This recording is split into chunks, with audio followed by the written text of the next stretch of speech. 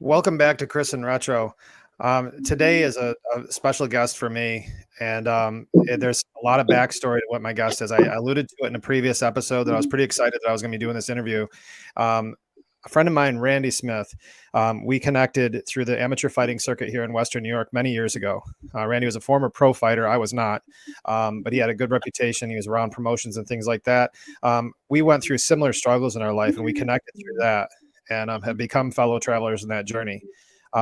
As a third-party observer, I watched the fruits of his life and how things have grown, and it manifested itself into a great young man. And I've been a distant fan of this kid coming up through and watching his fighting career rise. And on the show this morning, we have Nasty Nate Smith, and he's all smiles today, but he's no joke inside the ring. And he's got great opportunities coming up. But more importantly, for the context of this show, how many times have we talked about this show about getting ahead of things for the youth? How many times have we talked about progress being hope? The embodiment is right here in front of you. You got a kid that grounded out inside the gym, and now he's got a great opportunity, and we'll get into that in a minute. We want to support him, and I'm asking you guys to please support him. So welcome to the show, Nate. Thank you for coming. Anytime. So, Thank you for having me.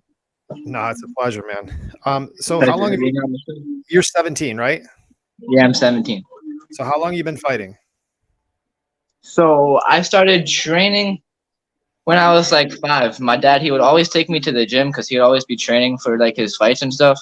So I'd always just go into the gym and I would just be watching people fight and stuff. So I'd say I'd be fighting for like 10 years maybe. Okay. Something like that. That's a long time at 17, man. Yeah, no. A lot of adults do. That's pretty awesome. I grew up into this stuff, so. What's that? I grew up into this stuff, so it's like my life. So so in fighting, I mean, what is it that appealed to you about it? I mean, other than just exposure and being around it and having that be what your father had done. So for me, fighting, it's like kind of my therapy. It's like my safe place. It's like when I'm fighting, say if I'm stressed out or something, I'll go train, I'll go hit the bag or something. So that's basically what it is for me. You know, you have a similar story that a lot of people that do the same sport, you know, a lot of us, it became a place to hide. Honestly, I think people that don't understand combat sports think it's all about the violence. And a lot of times it's the place of therapy. And I think people not at all. They don't. But so you have, you know, so for like, one of the things that we try to talk about is as young people coming up through, for us to avoid a lot of the problems, you have to work on something. You got to make progress. How important was this for you in your life to make sure that you didn't follow some of the paths that some of the other kids do that struggle right now? It was very important, but you know, my dad, he's telling me about all the struggles and stuff because he's gone through the struggles. So he's just telling me what to do so I don't make the same mistakes he's done. Right. Well, yeah. And we have a heavy recovery community that tunes into this channel. It's not all about the recovery community, but one of the things in our recovery circles, what we try to do is make sure that we understand that our ability to plant seeds of hope in others from the things that we've learned is massively important. You know, at your young age, do you find people your age coming to you and asking you for advice about, because I mean, combat sports are pretty kind of cool. I mean, especially if you start making a name for yourself. Do they come to you for advice, or what are you seeing? Yeah, my teammates, they always come to me for advice to see what I can help them improve on in their fighting skills, and I try my best and try to help them as much as I can. So it sounds like you had a pretty positive experience getting into the combat sports. I mean, we know a lot of people like and love him or hate him, but Conor McGregor got into fighting because he was bullied. You know, you look at a lot of people get into fighting. Yeah, people make monsters out of people when you bully them. I know. So, but you came into it in a positive light. So that's a good thing, I guess, right? Yeah. Well, I did used to get bullied when I was younger because I have a lazy eye. I don't know if you can tell or not, but I used to wear an eye patch in kindergarten, and I would always get bullied for having an eye patch. So I guess that's also kind of why I started fighting too, but just to know how to defend myself. Yeah. So are you a southpaw or are you a traditional fighter? Traditional. I can switch it up if I need to, though. But all right, I'm just curious. I wonder what hand that I was going to blast somebody in the head with. So we're on here for, look, I've got you on here because, well, first of all, loyalty to your father. Secondly, I've got you on here because I am actually a fan. I'm Thank not, you it's so not, much.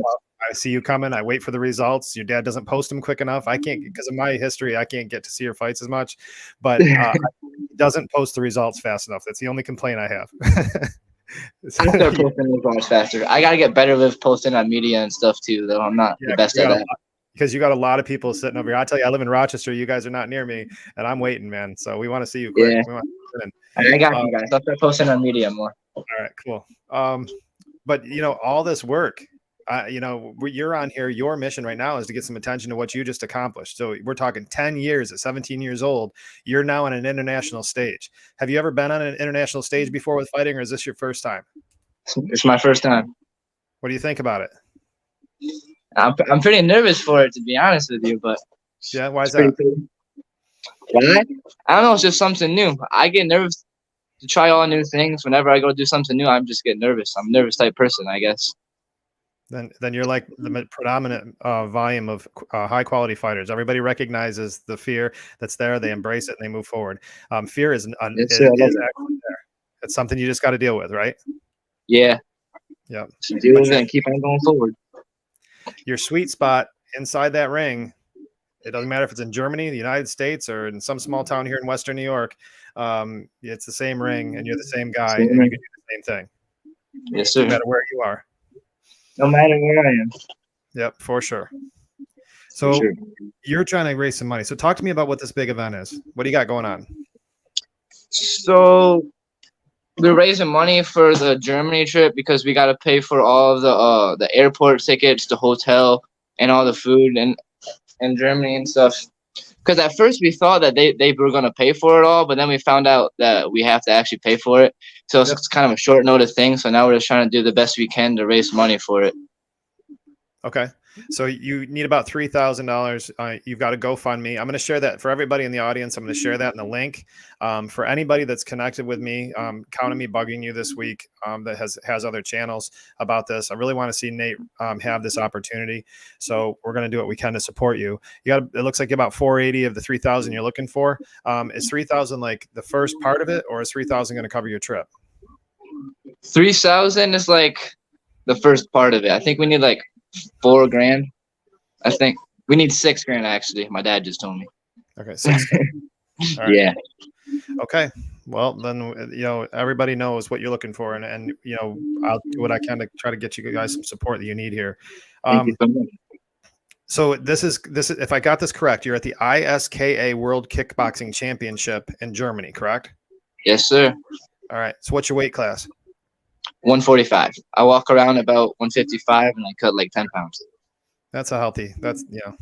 Yeah. If you're dead, So I fought at 135 a couple of times, but I've only done it like 2 times. I didn't like how I felt down there, so I don't think I'm gonna go back down again. But that's whatever your comfort level is, right? Yeah. Your dad and I can sweat out 10 pounds in a day just walking to the kitchen. I know he can. That's for sure. But yeah, that's cool, man. I love your attitude. I really think that this is something that's really important. What advice do you have to other guys your age? So I'll tell you right now, I'm going to give you a little bit of backstory, and for the audience is going to hear a little bit of this too.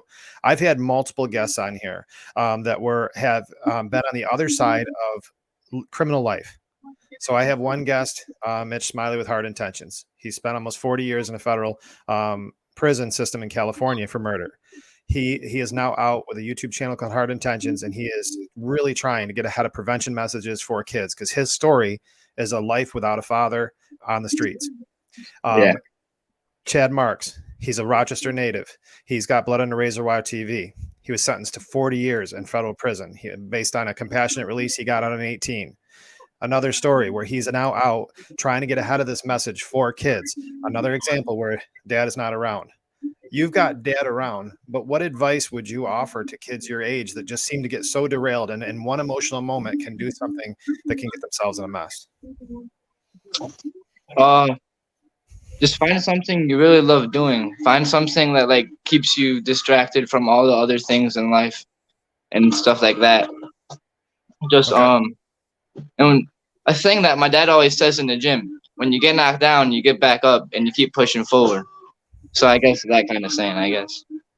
That's probably why your dad and I get along. Is that, you know, some people think that's a Yeah. pretty simple concept, but it takes a lot of grit to scramble back to your feet through all that dust and keep going forward.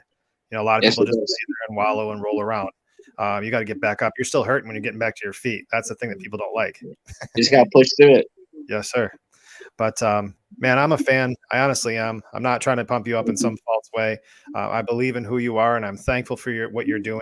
I really believe that beyond fighting, you can be an example for kids your age. I honestly believe that. There's a lot of people right now that are struggling with direction. You know, they've been isolated. They didn't know how to make progress in their life. It's all about their social network and not about what they're actually accomplishing. So no matter how bad you feeling on a bad day, recognize you're doing more than 90% of the people that walk around in their shoes next to you, your age for sure. I appreciate it so much. Yeah. So we're going to do our best to push this thing out. Is there anything that you want to leave with the audience? Is there anything you would like, any message you'd like to share? Anything you want to promote?